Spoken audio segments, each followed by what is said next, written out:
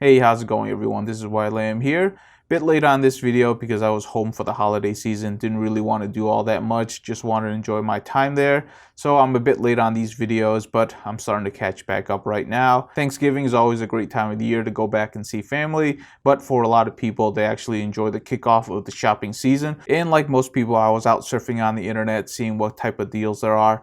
Not really looking forward to much this year, but I do want to pick up one piece or multiple pieces because I do want to build a new computer or maybe have something built for me, mostly because I want a new dedicated editing rig. Right now I'm using a gaming PC as my editing rig, which works out pretty well for the most part, but I want something a little bit more dedicated to editing just because I'm doing it so often nowadays. So I plan to have that built together sometime before next year.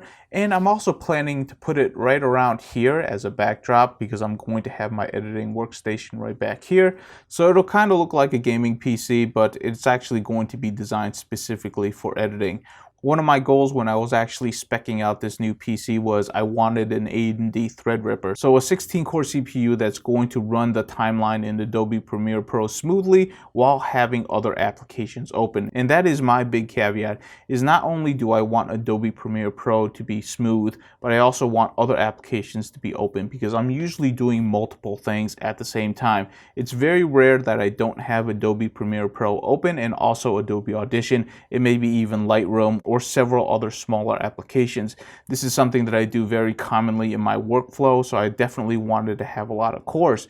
The only issue with that is that as I was speccing out the Threadripper and then comparing it to its Intel counterparts, I kept finding better deals on the Intel side. Even though the components on the AMD side wasn't necessarily expensive, it's just that on the Intel side, things were more deeply discounted for the things that I really wanted. So it ended up being a trade-off of either saving a few $100s, going Intel once again, having a lower core count, but the performance was pretty equivalent. The Threadripper in general is faster just because it has so many cores.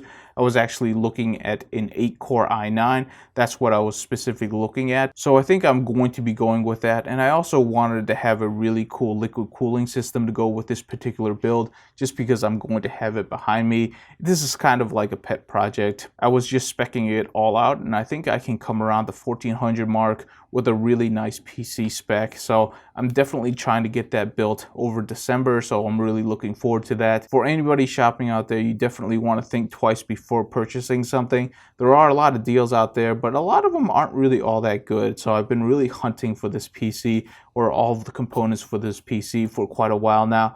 I'm really not sure if I'm going to build it or if I'm going to purchase it completely built, because nowadays there are actually several vendors that build PCs that are really competitive to actually going out and building your own. Plus you get those nice warranties. And right now a lot of good manufacturers are actually providing very nice warranties. And it's just nice having that peace of mind. So I'm really not sure yet, but that's kind of my plans for the December season and what I'm looking forward to. Other than that though, it's coming towards the holiday season. Work is starting to really pick up, so I really have to concentrate on that. So on the video side, I'm trying to cut back a little bit, and then I'm going to see what I can actually produce for the month of December, and then things should lighten up in January, in which case I can actually go out to CES again. That's one of my favorite conferences to go to. I don't really go to photography events. I like to go to electronic events and then compare what's going on with the camera side with what's going on in general with the whole entire electronics industry. It kind of keeps me level-headed so that I'm not all that excited about this camera equipment because I get to compare it with other electronics that are coming out and seeing which one's actually better. So I'm definitely looking forward to that in January. Anyways, before this drags out too long, that's kind of what's going on right now. Hopefully everybody's going to have a nice holiday season, and I will see you in the next video.